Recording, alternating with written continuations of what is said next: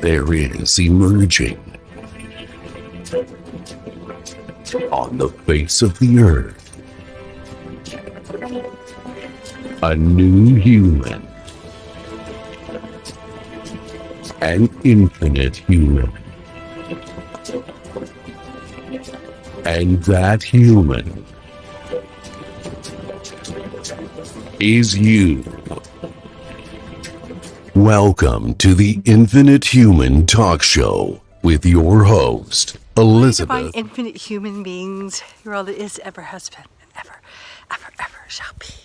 Here's a mess. So this is part of my In Search of the Real America series, and I'm at Fort Harrisburg, Kentucky, which was built in 1776. It was the original settlement. Now, if you remember, this was the door to the west. So I'm kind of going around looking at how people lived in the frontier. Oh, hi, how are you? Oh, wow.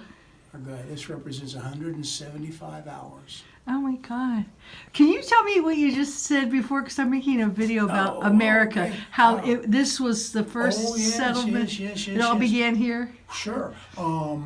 This Fort Herod, and the town of Herodstown, which is about 300 yards that way, are not only the first fort and the first town in Kentucky, they're the first fort and the first town west of the Allegheny Mountains, 250 miles out from any established town or anything. This was a frontier like no frontier before or after. So it all began here, the Wild West. This is yes, exactly. This is the genesis of the American westward movement. It all began right here at Fort Herod. And it's hard for people to wrap their heads around it because they come to Harrodsburg and they see the Walmart and they see the Kroger's and they go down the street and they see CVS and it's just a little Midwestern town. Oh my gosh, there's a dog back in history.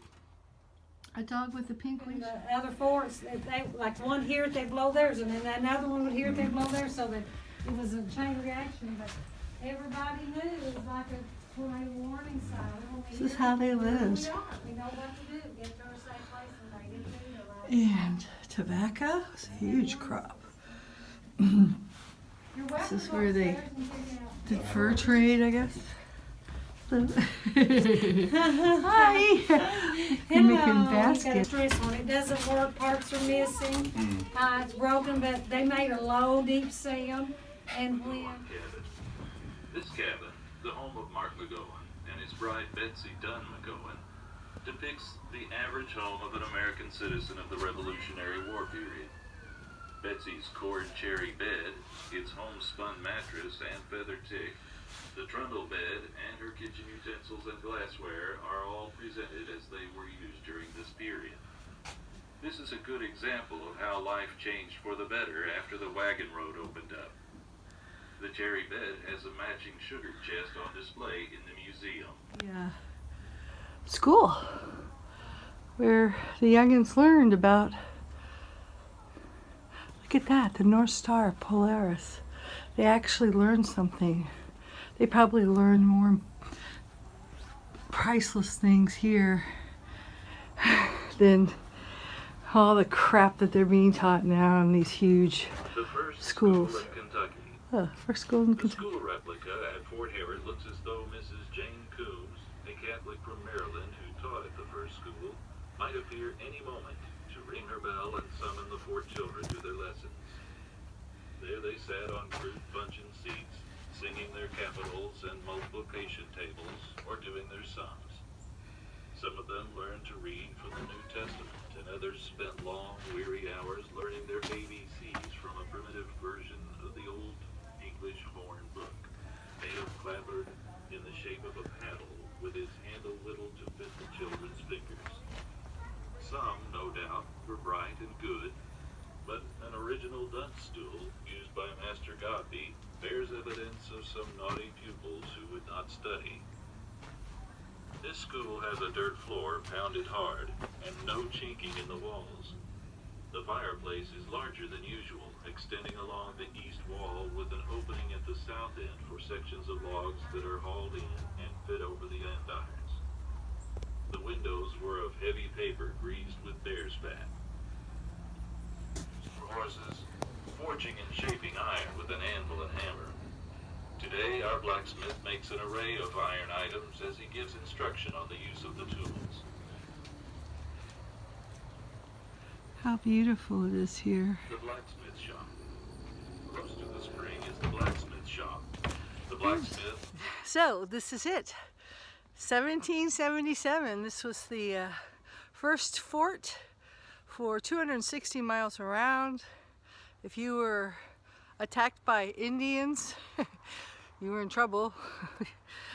All the settlers who came out here had to pile into the fort and fight, you know, alongside the soldiers and hope for reinforcements if they needed it. I guess we saw all that on, you know, I grew up watching Daniel Boone and stuff, being American, so this is what it was like living in the frontier. But I can tell you, I'm sure they had their hardships, but come on, it certainly feels peaceful out here in this simplicity and quiet harmony with nature and just living a very simple life.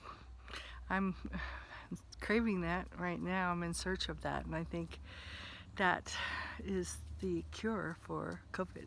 I'm not saying we go back to the future, so we can bring some clean technology with us to help us, and we can learn to do it from a spiritual base. But I just visited 2 beautiful examples of that, where we can take the seeds for the 5D timeline, extract the highest spiritual essence from them, from the Shaker community, a spiritual community, and from this fort, you know, of living self-sufficiently, you know, in a communal kind of setting. So that's my gift to you here, and my infinite human family. And if you like what you see, subscribe, and please join our Infinite Human family at www.infinitehuman.com and read my book, The Infinite Human. The last chapter is all about kind of what I'm doing now. Ciao for now.